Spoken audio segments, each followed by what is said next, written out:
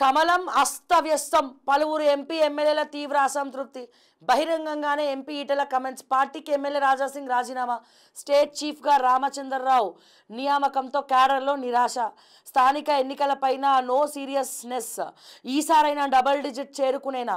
తెలంగాణపై దృష్టి పెట్టని అధిష్టానం. ఆగ్రహం వ్యక్తం చేస్తున్న పార్టీ శ్రేణులు. కాంగ్రెస్ బీఆర్ఎస్లకు తామే ప్రత్యామ్నాయమని చెప్పుకునే భారతీయ జనతా పార్టీ పరిస్థితి తెలంగాణలో అస్తవ్యస్తంగా మారిందనే ప్రచారం జరుగుతుంది. రాష్ట్ర పార్టీ నేతలు ఏం మాట్లాడుతున్నారు, ఎలా వ్యవహరిస్తున్నారు అనే సమాచారం జాతీయ నాయకత్వాన్ని లేకపోతే అన్ని తెలిసినా చూసి చూడనట్లు వ్యవహరిస్తున్నారా, రాష్ట్ర పార్టీపై హైకమాండ్ పట్టుకోల్పోయిందా అనే చర్చలు జరుగుతున్నాయి.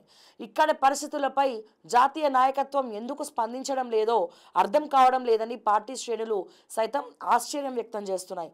ఇతర రాష్ట్రాల్లో ఎంపీలు ఎమ్మెల్యేలకు లీడర్షిప్ రెస్పాన్సిబిలిటీస్ ఇస్తున్న కేంద్ర నాయకత్వం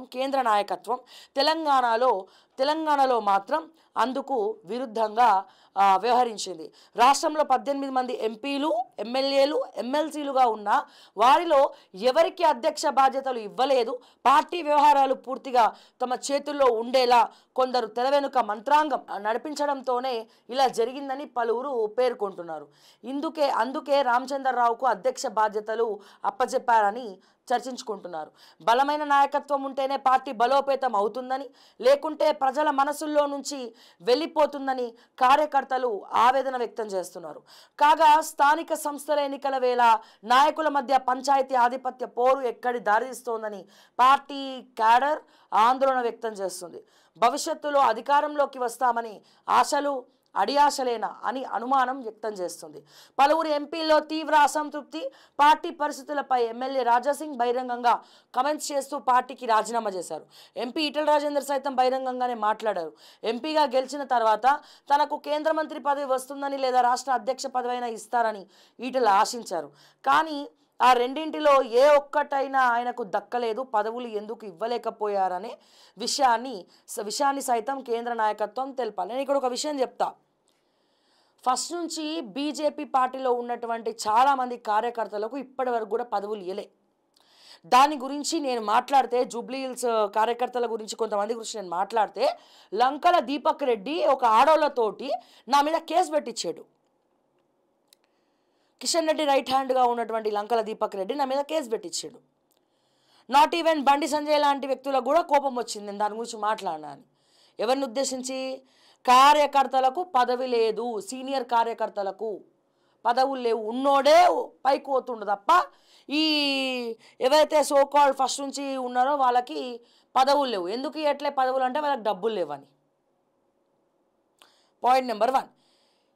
మీరు ఉద్యమంలో ఈటెల రాజేందర్ కాదు, ఒక చిన్న ఎగ్జాంపుల్ చెప్తున్నా. ఉద్యమంలో మీరు కంటిన్యూస్గా ఫస్ట్ నుంచి తెలంగాణ ఉద్యమంలో ఉన్నారు, మీరు సీనియర్ నాయకులు. సో డెఫినెట్గా మీ కష్టం ఊరికే పోదు, అది ఏదో ఒక రోజు నిలబడుతుంది. సో బీఆర్ఎస్ తోటి మేము మమేకమైనారు, వంట వార్పులు చేసిండ్రు, అన్నీ చేసిండ్రు, ఎంతోమందికి భోజనం పెట్టిండ్రు. మీ ఇంటికి వస్తే భోజనం పెట్టకుండా వదిలిపెట్టారు ఈటెల రాజేందర్. ఆ ఒక మంచి పేరు ఉన్నది, అన్నం పెట్టినప్పుడు అది ఎక్కడ కూడా పోదు. కానీ ఇక్కడ నేను చెప్పేది ఏంటంటే ఈటెల రాజేందర్ గారు 10 సంవత్సరాలు తెలంగాణ వచ్చిన తర్వాత కూడా మీరు బీఆర్ఎస్తో ట్రావెల్ చేసారు అంటే మీరు అంతా సీనియర్ అయి ఉండి బీఆర్ఎస్ఏ మిమ్మల్ని అవతల గెంటేసి బయటికి పంపించేస్తే బీజేపీలో మీరు వచ్చి చేరినారు. మిగతా సీనియర్లను కాదని మీకు మాత్రమే ఎందుకు ఇవ్వాలా? ఒక రీజన్ చెప్పండి. ఎప్పటి నుంచో నమ్ముకొని ఉన్నటువంటి బీజేపీన మీరు నమ్ముకున్నటువంటి బీఆర్ఎస్ఏ గొడ్డు చాకరీ చేస్తే మిమ్మల్ని అవమానించి గెంటేసింది బయటికి. మీరు నమ్ముకున్నటువంటి కేసీఆర్, మీరు నమ్ముకున్నటువంటి టీఆర్ఎస్ పార్టీ అంతగానం మీరు టీఆర్ఎస్కి ఊడిగం చేస్తేనే ఎడమకాలతో తన్ని పోరాబాయి బయటికి అన్నది.